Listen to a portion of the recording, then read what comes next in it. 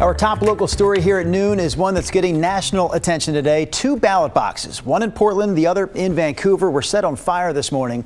The Vancouver arson happened near the Fisher's Landing Transit Center and either damaged or destroyed hundreds of ballots.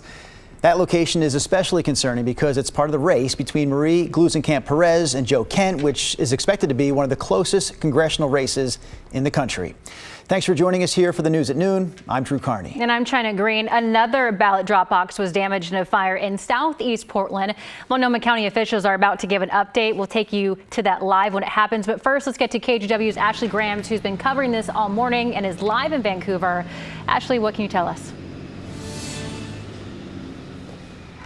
Well, China, Drew, this is actually a brand new ballot box behind me. This is not the one that was damaged this morning because just in the last few minutes, Clark County has come in to replace the box that was burned this morning. Now, we want to show you some video of that damaged box. It had burn marks across the front and on the back. Ashes covered the ground underneath. It was tied up with caution tape. Now, we did hear from law enforcement and local elections offices today in both states. Here's what they had to say. In Washington and Oregon, voters are already returning mail-in ballots. I wanted to just do it, early just to make sure I get my vote in. Many, like Chris, placing their ballot in a drop box over the weekend. But early Monday morning, two of those drop boxes, one in Portland and one in Vancouver, were set on fire. And I'm glad I chose the one that's closer here, the one that didn't catch on fire. Portland police say an incendiary device was placed on a ballot box in southeast Portland around 3:30 in the morning. That device started the fire.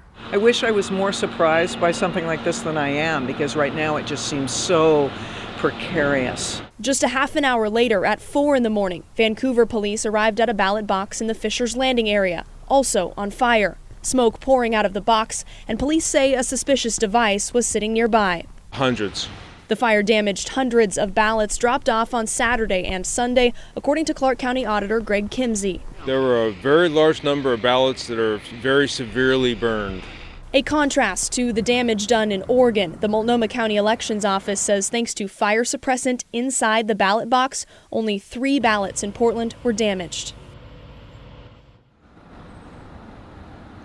Now, one of the most closely watched races this election is for Southwest Washington's 3rd congressional district. Both Marie Gluesenkamp-Perez and Joe Kent running for that seat, saying they condemn these actions. Gluesenkamp-Perez asking for law enforcement to be present at ballot drop box locations overnight until Election Day. Now, as for that investigation, the FBI is now working with law enforcement in both Washington and Oregon. They say if you know anything, call your local FBI office. Drew, China. All right, Ashley Grams reporting for us here this afternoon.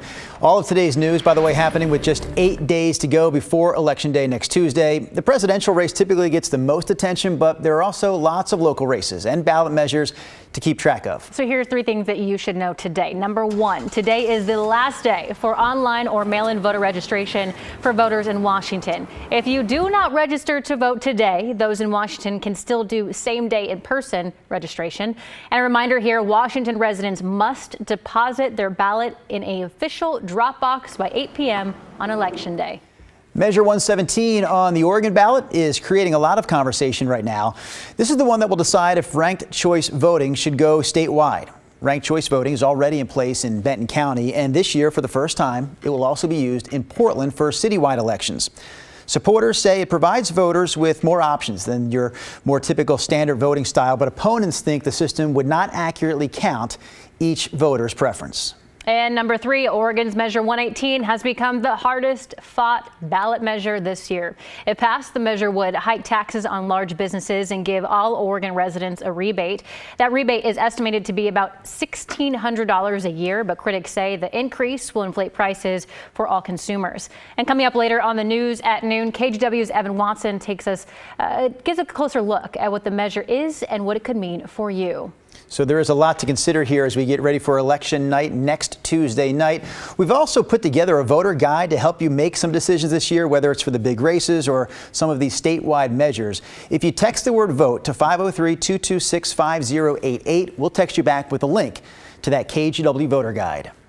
All right, right now, representatives from Portland Police, the Multnomah County Sheriff's Office, and Multnomah County Elections giving an update about the situation with the ballot boxes. Let's listen in. We don't know the motive behind this these acts. It sounds like a series of 3 at this point. But we do know that acts like this are targeted and they're intentional, and we're concerned about that intentional act trying to affect the election process. We're dedicated to stopping that kind of behavior, and we're working toward that today. Finally, I just wanted to end with, it is an active investigation. We're following up on the leads that we developed, and we're going to have additional information I think Mike's going to share with us here later today. There is a limited amount of information that we can share because it's an ongoing investigation. So I just wanted to say thank you all for coming out. We really appreciate you being here and sharing what we're doing to resolve these. Thank you, guys. Hello, everyone. I'm Tim Scott. I'm the Director of Elections for Multnomah County. The details have already been covered. The good news is the fire suppression devices inside the box extinguished any fire almost immediately. There were only 3 ballots that were in the box out of hundreds that had any damage whatsoever, and we were able to clearly read the voters' names on those ballots, so we will be reaching out directly to those that were impacted. Later today, we will have all the ballots processed that were in that box, except for those 3 where we'll be reaching out to those voters.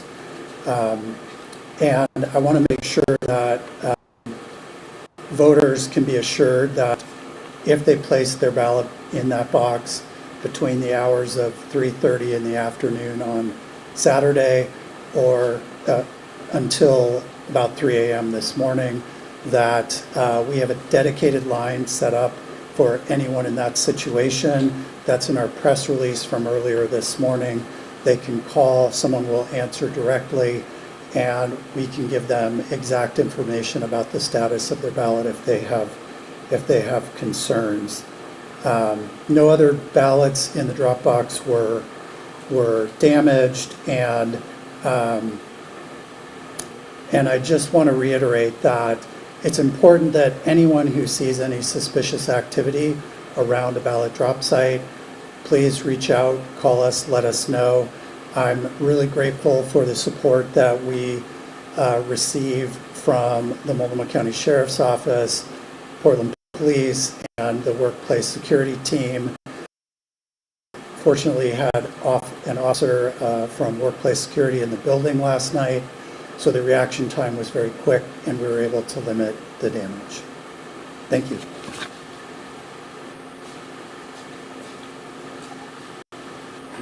Good afternoon, everyone. I'm Law Enforcement Chief Care.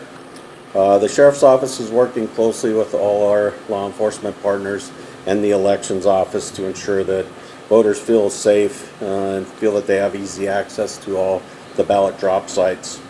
We want all the community to know that we want to ensure a safe and secure election, and it's something that we take very seriously. Voters can trust steps to ensure that the ballot boxes are safe. As planned, we're stepping up our patrols, both uniformed and non-uniformed, around the area of all our ballot boxes within our county. We want you to know that the Elections Office is also safer than it's ever been before. We have uniformed facility security officers here deployed at the Elections Office to provide a physical safety presence for everybody. Lastly, the community is a multiplier. We want to remind people, you see something, make sure that you say something. Let us know if it's imminent violence that you call 911. Make sure you document what you saw or experienced and when it happened and where it happened. If the threat is urgent, not urgent, notify an election official at your polling place.